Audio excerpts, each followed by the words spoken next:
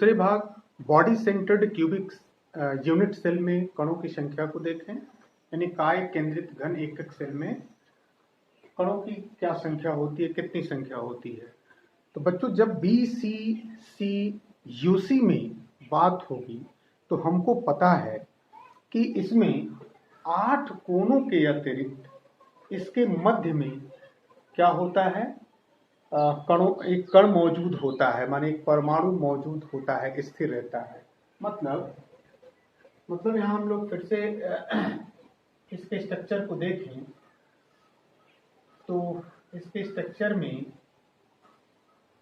हमने बता रखा है कि इसमें परमाणु इसके कोणों के अतिरिक्त, माने यहाँ पाए जाने के अतिरिक्त इनके मध्य में भी, यानी इनके बीच में भी पाए जाते हैं। यानी बीच का मतलब इन सबके बीच में, मध्य में, सेंटर्ड, आंतरिक, माने कहने का मतलब ये भी और ये भी, इसके भी और इसके भी सेंटर में परमाणु एक पाया जाता है। तो जब इसमें कणों की संख्या की बात होगी तो हम क्या करेंगे, केंद्र पर स्थित परमाणु का अन्य किसी यूनिट सेल द्वारा साझा या नहीं कर पाएगी। माने जो ये केंद्र में है, मध्य में, वो अन्य से यह साझेदारी नहीं करती है, ठीक है। जबकि 8 कोनों पर स्थित प्रत्येक परमाणु का कुल 8 यूनिट सेलों द्वारा ये साझा होती है। अतः केंद्रित सेल में प्रति इकाई यूनिट सेल परमाणुओं की संख्या क्या हो जाएगी, तो एक केंद्र पर और 8 इसके कोनों पर, ठीक है। और ये जो 8 इसके कोनों पर हैं वो प्रत्येक से अटैच्ड हैं, यानी कि 1/8, यानी इसको हम ऐसे समझ सकते हैं, एक केंद्र पर है, केंद्र पर प्लस 8 इसके कोनों पर है। कहाँ पे है, तो 8 इसके कोनों पर है। और यह 8 जो हैं वो प्रत्येक से साझा किए हुए हैं, मतलब हम पढ़े हैं SCC के द्वारा, समझे हैं 1/8, यानी 8 कोनों पर ये साझा की हुई है।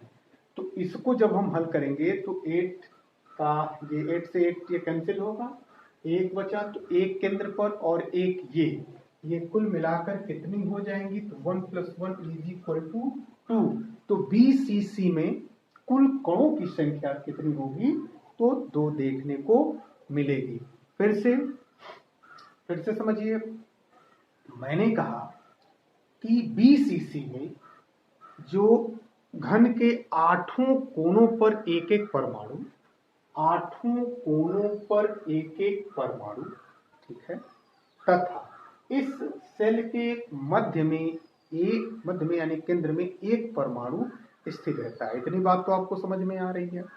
अब केंद्र पर स्थिर परमाणु अन्य किसी भी यूनिट सेल के द्वारा साझा नहीं करता, यानी जो ये परमाणु है वो न इससे साझा कर रहा है, न इससे साझा कर रहा है, न बाकी अन्य से साझा नहीं कर रहा है, ठीक है। ध्यान रखिएगा, ये केंद्र वाला किसी से साझा नहीं करता, जबकि ये वाले सबसे साझा करते हैं, ये यहाँ कहा गया, ठीक है। तो केंद्र पर जो स्थित परमाणु है वो अन्य किसी यूनिट से वो साझा नहीं करता, जबकि 8 कोनों पर, माने जो ये कोनों पर मौजूद हैं, वे अन्य यूनिट सेलों द्वारा साझा ये करते हैं, ठीक है। हमने SCC में देखा था। अतः केंद्रीय सेल में प्रति इकाई सेल परमाणुओं की संख्या कितनी होगी, तो 2 होगी। चलिए, अर्थात BCC में घन के 8 कोनों पर एक परमाणु तथा सेल के केंद्र पर एक परमाणु स्थित रहता है। 8 कोनों पर एक परमाणु है और इसके केंद्र में एक रहता है। केंद्र पर स्थित परमाणु, यानी कि ये जो परमाणु है वो अन्य किसी यूनिट सेल से, माने किसी से भी, न ये, न इससे, न इससे, न इससे, न इससे द्वारा वो साझा नहीं करता। जबकि 8 माने जो कोनों पर स्थित है, ये प्रत्येक परमाणु का कुल 8 यूनिट सेलों द्वारा ये साझा करते हैं, थोड़ा थोड़ा। अतः केंद्रित सेल में प्रति इकाई यूनिट सेल परमाणुओं की संख्या क्या होगी, एक केंद्र पर प्लस 8 गुणे 1/8 आठों कोनों से, ठीक है। तो 1 + 1 बराबर क्या हो जाएगा 2। अतः BCC में शेल परमाणुओं की कुल संख्या कितनी होगी 2 होगी।